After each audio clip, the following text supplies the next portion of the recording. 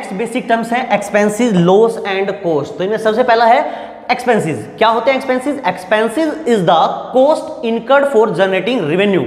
कि एक्सपेंसेस वो कॉस्ट होती हैं, वो लागतें होती हैं जो रेवेन्यूज को जनरेट करने में हेल्पफुल होती हैं। वो ऐसी अमाउंट जो प्रॉफिट अर्न करने के लिए किसी बिजनेसमैन के द्वारा खर्च कर दिए जाते हैं, वो अमाउंट एक्सपेंसेस कहलाते हैं।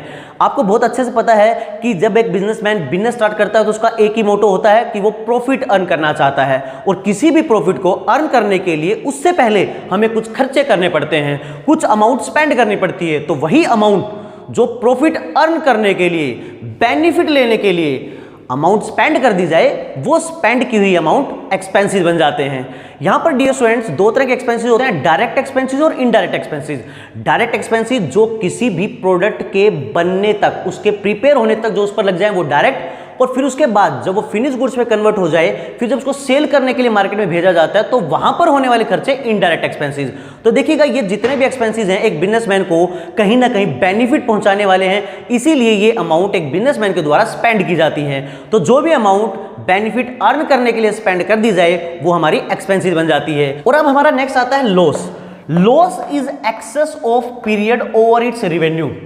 कि एक पर्टिकुलर टाइम पीरियड में जब किसी भी बिजनेस को उसके एक्सपेंसेस के कंपैरिजन में जो रेवेन्यू है वो बहुत ही लेस आती है या कम होती है, तो वहां पर उस बिजनेस को लॉस हो जाता है। इसको एक एग्जांपल के थ्रू अंडरस्टैंड करते हैं। मान लीजिए एक बिजनेस ने 4 लाख रुपए की आइटम्स को सेल किया, मींस इसकी जो रेवेन्यू है वो 4 लाख रुपए में सेल हुई, इसकी रेवेन्यू टोटल पैसा आया 4 लाख रुपए। लेकिन जब बिजनेस ने हिसाब किताब लगाया तो इसके जो एक्सपेंसेस थे वो थे 450, मींस यहां पर 4,50,000 रुपए के तो इस पे टोटल एक्सपेंसेस ही हो गए थे। तो आप देख सकते हैं कि expenses are more than revenue. तो इस कंडीशन में इस बिजनेस को लॉस हो गया कितने रुपए का?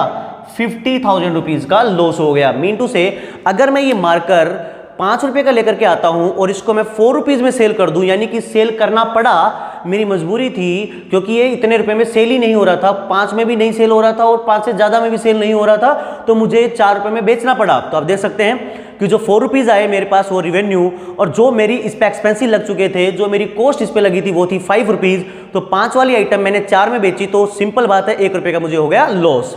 दूसरे तरीके से इसको अंडरस्टैंड कर सकते हैं कि it refers to some fact और एक्टिविटी।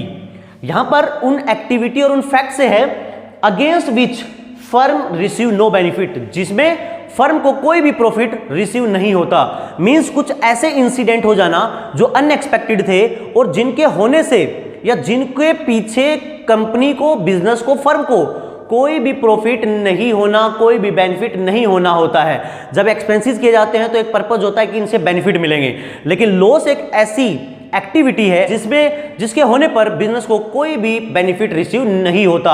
इसका एग्जांपल आप देखें, क्योंकि लॉस होते हैं वो अनएक्सपेक्टेड होते हैं, अनसर्टेन होते हैं। सपोज कीजिए अगर हमारी फैक्ट्री में यहाँ पर गुड्स हमारे पास 40 लाख का रखा हुआ है, 40 लाख रुपए का गुड्स गोडाउन में रखा हुआ है, और इसमें आग लग जाती है, फायर। तो यहां पर आग लग गई, तो देखिए गुड्स को आग लगने से 40 लाख रुपए का बिजनेस को क्या हो गया? लॉस हो गया।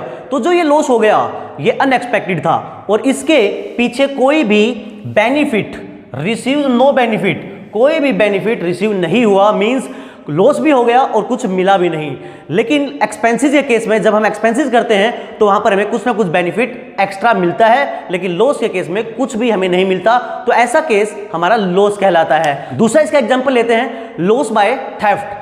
अगर हमारा गोडाउन में गुड्स रखा हुआ है और वहां पर गुड्स की चोरी हो जाती है, कोई उठा करके उसको ले जाता है, तो आप देखें हमें वहां पर कुछ भी रिसीव नहीं हुआ और हमें नुकसान हो गया। तो यहां ये एग्जांपल थे लॉस के। अब आगे चलते हैं, आगे है कॉस्ट। कॉस्ट क्या होती है? Cost is the amount of expenditure. Cost वो एक्सपेंडिचर की अमाउंट होती है इनकर्ड ऑन स्पेसिफाइड थिंग और एक्टिविटी, जो एक बिजनेस में किसी स्पेसिफाइड थिंग, आर्टिकल, प्रोडक्ट और एक्टिविटी पे कर दी जाती है।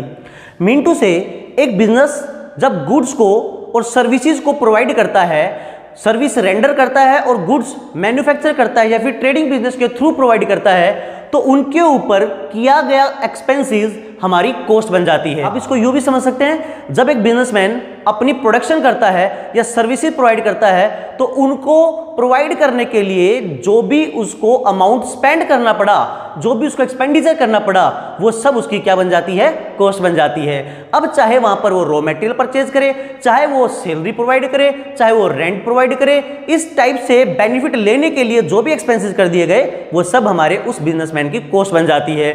यहां पर यूं भी समझ सकते हैं कि जब एक बिजनेसमैन असेट परचेज करता है और जो असेट्स को यूज करने पर जो उसकी वैल्यू डेप्रिशिएट हो जाती है, वैल्यू कम हो जाती है, तो वो भी उसकी कॉस्ट में ही आती है। तो डियर स्टूडेंट्स, आप लोग समझ गए होंगे कि ये हमारे क्या क्या पॉइंट थे। अभी हमने डिस्कस किया एक्सपेंसेस, लॉस।